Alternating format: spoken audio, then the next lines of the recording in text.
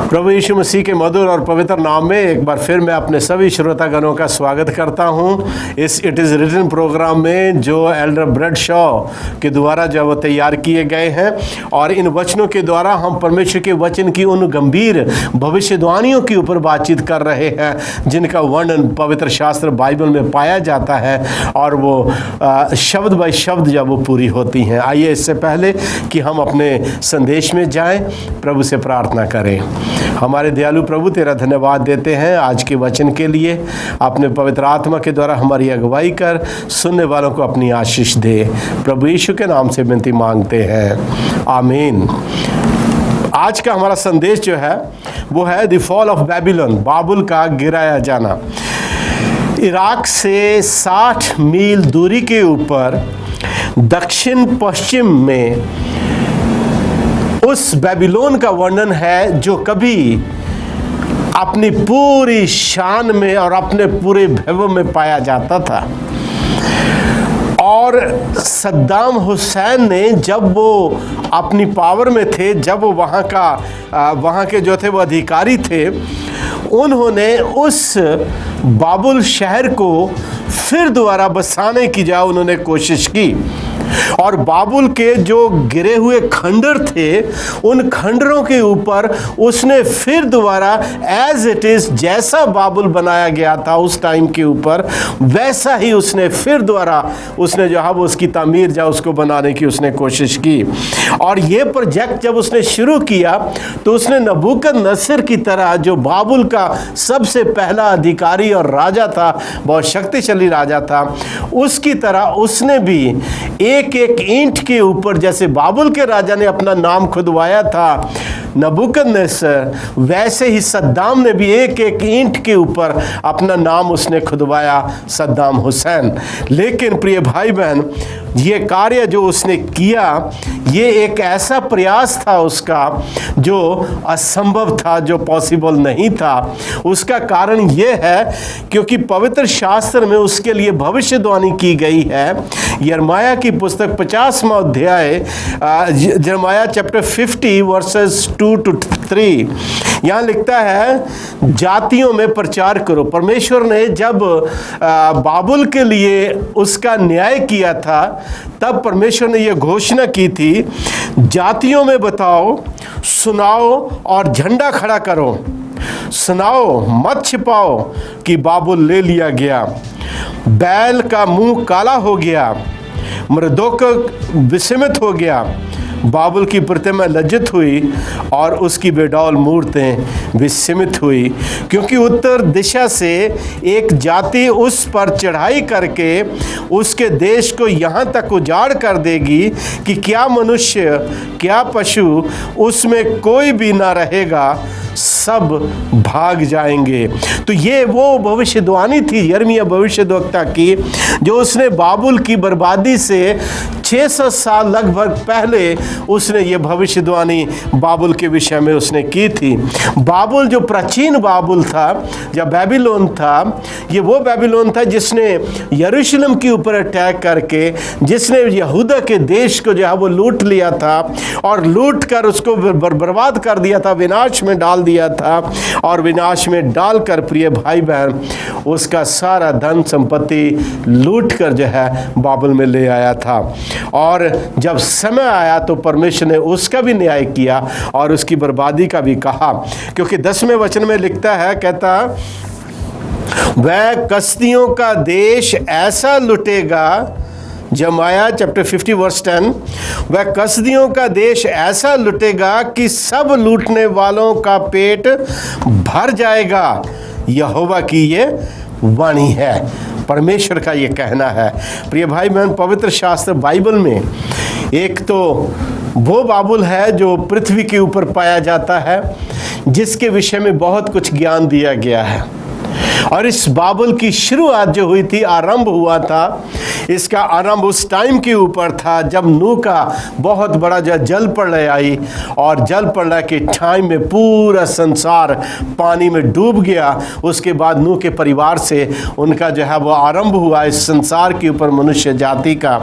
और फिर बनस्पत इसके कि लोग अपने पापों से, अपनी बुराइयों से पश्चाताप करके परमेश्वर की ओर फिरते, उन्होंने जो है एक बहुत बड़ा बुर्ज जो वो बनाने की कोशिश की, और लोगों ने इकट्ठे होकर ये कहा कि आइए हम मिलकर एक बुर्ज बनाएं, और जब फिर दोबारा परमेश्वर इस संसार को पानी से नाश करेगा तो हम उस बुर्ज के ऊपर चढ़ जाएंगे और अपने आप को बचा लेंगे। प्रिय भाई बहन, बाबुल, बेबीलोन परमेश्वर की सत्यता की विरोध की एक निशानी है। बेबीलोन जो है एक मूर्ति पूजा का चिन्ह है। बेबीलोन परमेश्वर के विरुद्ध जो है वो चलने का एक चिन्ह है। बेबीलोन परमेश्वर की व्यवस्था, उसकी आज्ञा और उसके वचन और उसके सत्य के विरोध करने का चिन्ह है। प्रिय भाई बहन, जो पवित्र शास्त्र बाइबल में पाया जाता है, और वचन में लिखता है उत्पत्ति उसके 11वें अध्याय में, जेनेसिस चैप्टर 11 में, उसमें लिखता है, कहता है कि जब वो टावर बना रहे थे, जब वो बुर्ज बना रहे थे, और उस टाइम के ऊपर परमेश्वर ने स्वर्ग से देखा कि प्रभु की योजना उसके द्वारा पूरी नहीं हो रही, और परमेश्वर ने उनकी भाषा में गड़बड़ी डाली, और जब गड़बड़ी उनकी भाषा में डाली तब वो लोग तितर बितर होकर पृथ्वी के ऊपर रहने लगे। तो बेबीलोन का जो सही शब्द का अर्थ है वो है गड़बड़ी, गड़बड़ी, कन्फ्यूजन, जिसके अंदर कुछ भी सही नहीं पाया जाता है, जिसमें विरोध पाया जाता है, जिसमें पाप पाया जाता, जिसमें मूर्ति पूजा पाई जाती है, जिसमें परमेश्वर के सत्य का इनकार किया जाता है। प्रिय भाई बहन, और इसी को सिंबल, एक उदाहरण के तौर पर परमेश्वर, वो बेबीलोन जो नबूकदनेस्सर का था, बहुत पहले वो बर्बाद हो गया, खंडर हो गया, और वो फिर दोबारा, पवित्र शास्त्र बाइबल में लिखता है, कहता है कि वो फिर दोबारा बसाया नहीं जाएगा, और उसको बसाने की बहुत असंभव कोशिश सद्दाम हुसैन ने करी। आइए हम जो है वो बाबुल को प्रकाशित वाक्य की पुस्तक में फिर से जो है एक विशेषता दी गई है, और हम इसे कोशिश करते हैं इसको समझने की, जो प्रकाशित वाक्य में इसको दिया गया है। प्रकाशित वाक्य उसका book of Revelation chapter 14 verse 8 में लिखता है, फिर इसके बाद एक और दूसरा स्वर्गदूत ये कहता हुआ आया कि गिर पड़ा, बड़ा बाबुल गिर पड़ा, जिसने अपने व्यभिचार की कोपमय मदिरा सारी जातियों को पिलाई है। तो ये वो बेबीलोन था प्रिय भाई बहन, जिसका बाइबल में हम कई बार वर्णन जो है वो कर चुके हैं, जो एक शक्तिशाली जो है वो एक राष्ट्र था, एक शक्तिशाली राज्य था, और उसने दुनिया के तमाम राज्यों को उसने जो है वो जीत लिया था। लेकिन जब समय आया तो परमेश्वर ने उस राज्य का भी और उसके पापों और उसके अपराधों का भी उसको सजा देते हुए, दंड देते हुए उसका अंत किया। या ये हम देखें दानियल उसका 5वें अध्याय में उस बेबीलोन के विनाश का वर्णन है। दानियल chapter 5, book of Daniel chapter 5 verses 1 to 5। यहाँ पर दानियल जो है वो क्या लिखता है इसके लिए, यहाँ लिखता है, बेलशस्सर नाम राजा ने अपने 1000 प्रधानों के लिए बड़ी जेबनार की, और उन 1000 लोगों के सामने दाखमधु पिया।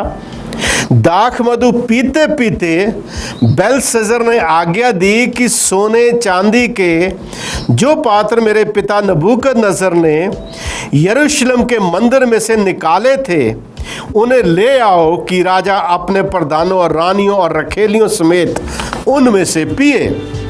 तब जो सोने के पात्र यरूशलेम में परमेश्वर के भवन के मंदिर में से निकाले गए थे, वे लाए गए, और राजा अपने प्रधानों और रानियों और रखेलियों समेत उनमें से पीने लगा। चौथे 4th वर्ष में लिखता है, वे दाखमधु पी पी कर सोने, चांदी, पीतल, लोहे, काठ और पत्थर के देवी देवताओं की स्तुति कर रहे थे कि उसी घड़ी मनुष्य के हाथ की सी कई उंगलियां निकलकर दीवट के सामने राज मंदिर की भीत के चूने पर कुछ लिखने लगी, और हाथ का जो भाग लिख रहा था वह राजा को दिखाई दिया। सो प्रिय भाई बहन, जब बेलशस्सर राजा, जो बाबुल का अंतिम राजा था, उसने जो है 1000 प्रधानों के साथ जेवनार की और परमेश्वर के यरूशलेम के पवित्र पात्र, पवित्र बर्तन जो थे यरूशलेम के, जो पवित्र कार्यों के लिए मंदिर में इस्तेमाल किए जाते थे, नबूकदनेस्सर राजा ने ले जाकर उनको अपने देवते के भंडार में रख दिया था। और वो तब से जो है वो वहीं पर पड़े थे। लेकिन इस राजा ने जब जेवनार की अपने प्रधानों के साथ, और ये बिल्कुल शराब के नशे में जब मदमस्त था, इसने जो है आज्ञा दी कि वो पवित्र बर्तन लेके लाए जाएं ताकि हम उनमें खाए पिए और काठ, सोना, चांदी, लकड़ी, पत्थर, लोहे के देवी देवताओं की पूजा करें। प्रिय भाई बहन, ये इंतहा थी परमेश्वर के विरुद्ध में, परमेश्वर के सत्य के विरुद्ध में, परमेश्वर के विरुद्ध में एक इतनी भयंकर जो थी, ये एक लड़ाई थी जो उसने जो है वो शुरू करी। और उसी टाइम के ऊपर जब वो ये कर रहे थे, एक हाथ जो है वो दीवार के ऊपर उभरा, और उस हाथ ने दीवार के ऊपर दीवट के सामने जब वो लिखना शुरू किया, और जब लिखना शुरू किया तो उसको कोई भी मंत्री, कोई भी जो है वो ज्ञानवान विद्वान व्यक्ति उसको पढ़ नहीं सका। और जब राजा बेचैन था, तब राजा ने दानियल को जब वो बुलाया, और बुलाकर दानियल ने उसकी जब वो व्याख्या की। यदि आप पढ़ना चाहें पवित्र शास्त्र में, दानियल 5वां अध्याय उसके 18 से 23वें वचन में आप पढ़ सकते हैं। यहाँ लिखता है, दानियल जब उस राजा को जो है वो उसका जो अर्थ और उस लिखे हुए का मीनिंग समझा रहा है, तब दानियल जो है उस राजा से कहता है कि हे राजा, परम प्रधान परमेश्वर ने तेरे पिता नबूकदनेस्सर को राज्य, बढ़ाई, प्रतिष्ठा और प्रताप दिया था, और उस बढ़ाई के कारण जो उसने उसको दी थी, देश देश और जाति जाति के सब लोग और भिन्न भिन्न भाषा बोलने वाले और उसके सामने कांपते और थरथराते थे। जिसे वह चाहता उसे वह घात करता था, और जिसको वह चाहता उसे जीवित रखता था, जिसे वह चाहता उसे वह ऊंचा पद देता था, और जिसे वह चाहता था उसे नीचे गिरा देता था। परंतु जब उसका मन फूल उठा और उसकी आत्मा कठोर हो गई, यहाँ तक कि वह अभिमान करने लगा, तब वह अपने राज से आसन से उतारा गया और उसकी प्रतिष्ठा भंग की गई। और हम देखते हैं पवित्र शास्त्र बाइबल में आगे 21वें वचन में, वह मनुष्यों में से निकाला गया, 21 वर्ष, वह मनुष्यों में से निकाला गया और उसका मन पशुओं का सा और उसका निवास जंगली गधों के बीच में हो गया। वह बैलों की नाई घास चरता और उसका शरीर आकाश की ओस से भीगा करता था, जब तक कि उसने जान न लिया कि परम प्रधान परमेश्वर मनुष्य के राज्य में प्रभुता करता है और जिसे चाहता है उसी को उस पर अधिकारी ठहराता है। तो भी प्रिय भाई बहन, 22 वर्ष, तो भी है बेलशस्सर, तू जो उसका पुत्र है और ये सब कुछ जानता था, तो भी तेरा मन नम्र ना हुआ।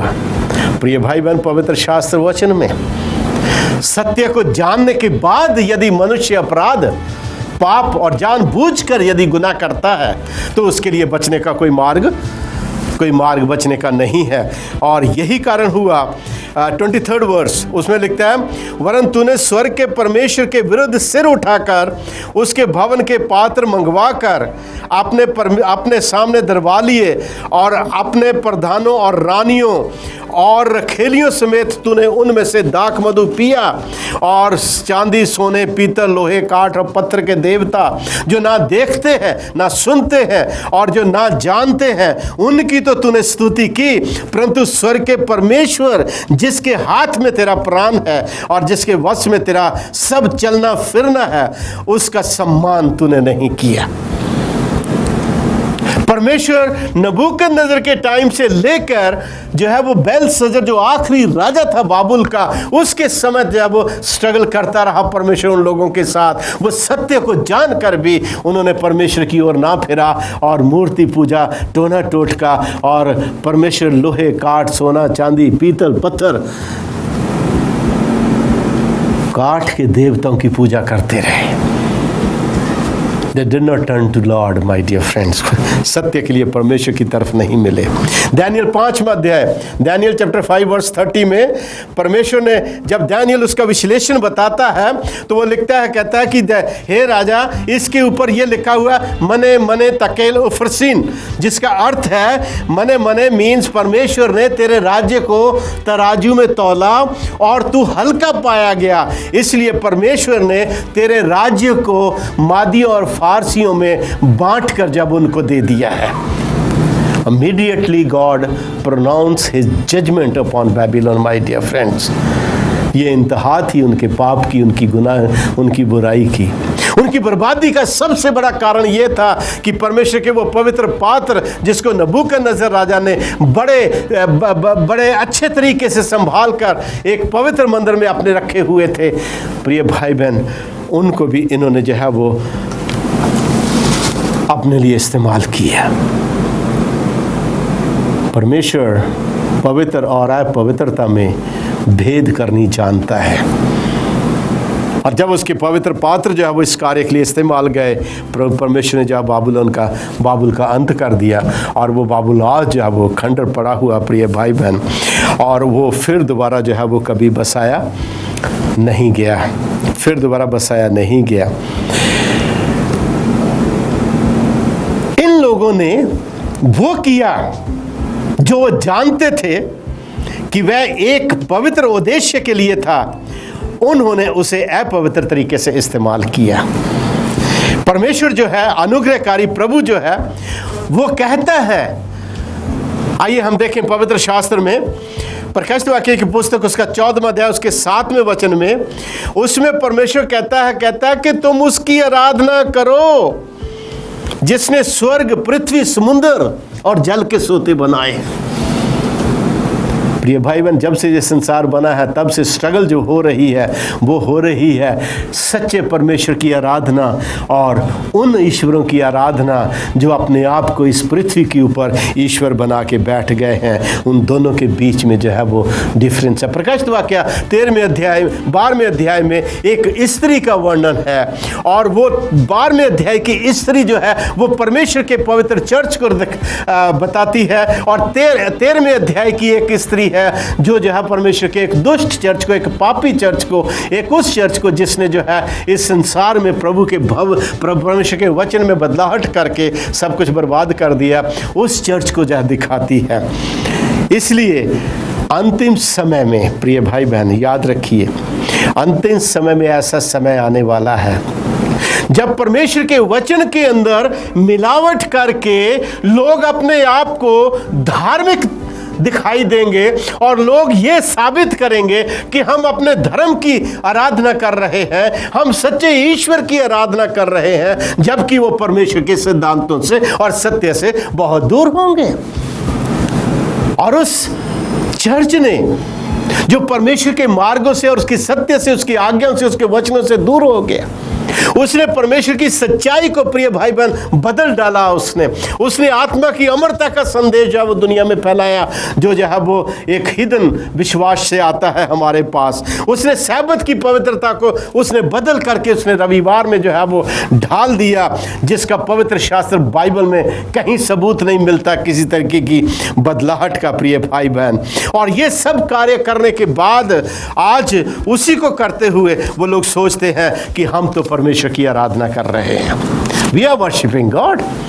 लेकिन परमेश्वर लिखता है प्रकाशित वाक्य 14वां अध्याय उसके 9वें वचन में, उसमें लिखता है यदि कोई उस पशु की छवि और उसकी पूजा करता है और अपने माथे या अपने हाथ के ऊपर उसकी छाप लेता है, वो परमेश्वर के कटोरे में से उसकी क्रोध की निरी मदिरा पिएगा और आग के और गंधक के भट्टे में डाला जाएगा। ये बदलाहट कहाँ से आई प्रिय भाई बहन?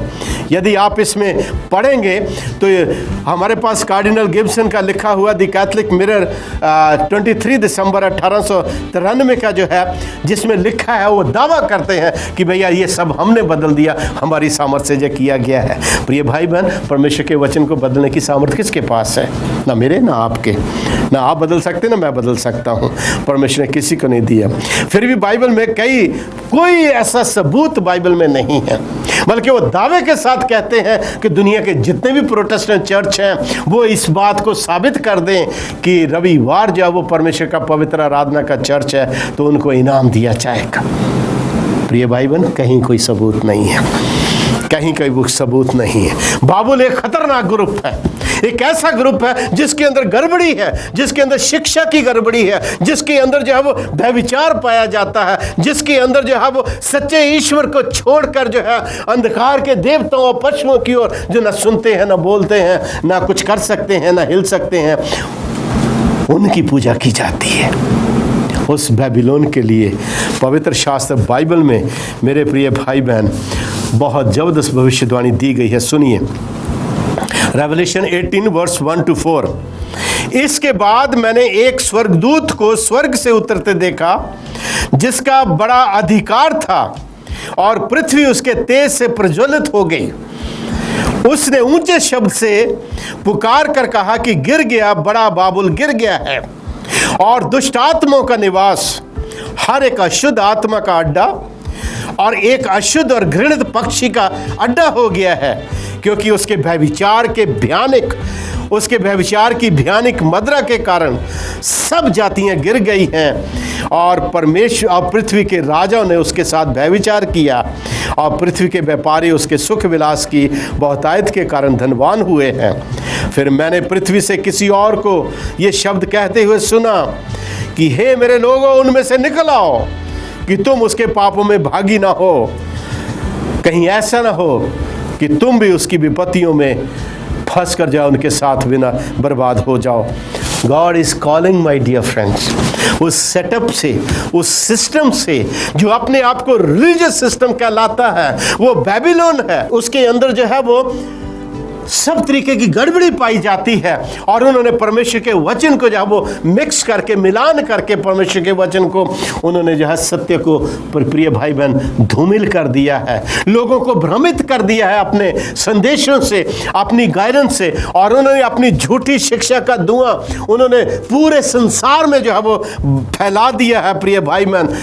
लेकिन परमेश्वर चाहता है कि हम पवित्र शास्त्र बाइबल के सच्चे सिद्धांतों को मानते हुए, उसकी आज्ञाओं को मानते हुए, बाइबल की पवित्रता को समझते हुए, भलाई और बुराई में अंतर करते हुए, हम उस सिस्टम से, हम उस झुंड से, उस बेबीलोन से, जो बाइबल के इतिहास में सिवाय गड़बड़ी के, विनाश के, कंफ्यूजन के और कुछ नहीं रहा है, जिसने परमेश्वर के लोगों को हमेशा सताया है, जिसने परमेश्वर के लोगों को हमेशा जो है उनका कत्लेआम किया, उनका विरोध किया है।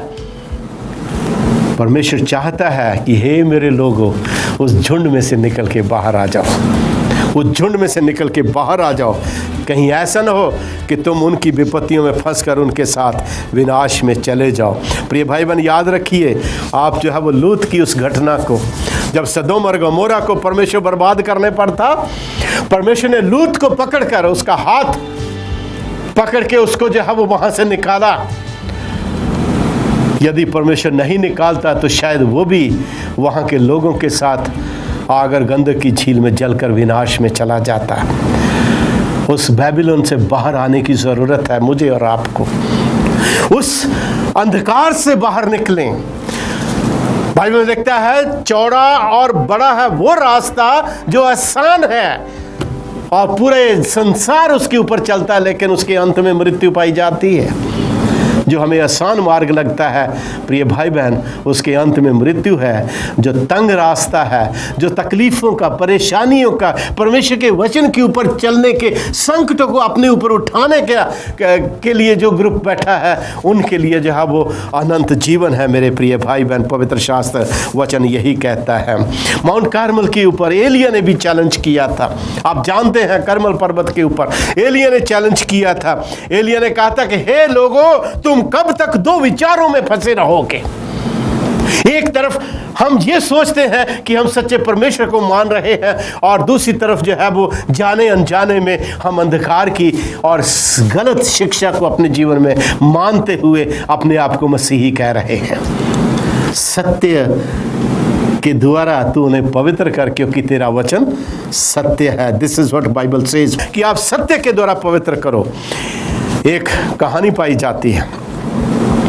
एक 62 वर्षीय ब्रिटिश महिला स्पेन के ग्रेनाडा में अपनी छुट्टियां मनाने के लिए जो है वो जाने के लिए बहुत ही उत्साहित थी, और उसने जब अपना टिकट बुक करवाया तो उस टाइम के ऊपर कुछ गड़बड़ हो गई और उसको टिकट मिल गया और वो प्लेन में बैठ गई, और वो बहुत खुश थी कि वो अपनी छुट्टियां मनाने के लिए जब स्पेन के ग्रेनाडा में जो है वो जा रही है। और जब उनका प्लेन जो है वो हवा में चला गया, उस बहन ने अपने पास वाले से पूछा कि कितने बजे तक जो है वो ये प्लेन जो है वो ग्रेनाडा पहुंचेगा। उस भाई ने कहा, बहन नहीं, वो ग्रेनाडा नहीं पहुंचेगा, ये आप गलत जो है वो प्लेन में बैठ गई हैं। नहीं, मैंने तो इसी की टिकट ली और इसी का ये सब कुछ। प्रिय भाई बहन, याद रखिए, जाने अनजाने में हम उस मार्ग की ओर बढ़ जा रहे हैं जो पवित्र शास्त्र बाइबल का मार्ग नहीं है, जो उसके वचन का मार्ग नहीं है, जो सत्य का मार्ग नहीं है। आज हम लोगों की सुनी सुनाई बातों के ऊपर जो है वो ध्यान ना देकर इस पवित्र शास्त्र बाइबल की तरफ हम आए, ताकि ये पवित्र शास्त्र बाइबल जो है ये प्रिय भाई बहन आपको सही आगाह कर सके। बाइबल में लिखता है प्रेरितों के काम की पुस्तक में, जब पौलुस बिरिया में गया और उसने जाकर परमेश्वर के वचनों का प्रचार वहां पर किया, तो बिरिया के लोग जो थे वो बहुत समझदार लोग थे। वो ना सिर्फ पौलुस का प्रचार सुनते थे, लेकिन घर में आकर पवित्र शास्त्र में खोल खोल के अध्ययन भी करते थे कि ये वैसा लिखा हुआ कि नहीं है।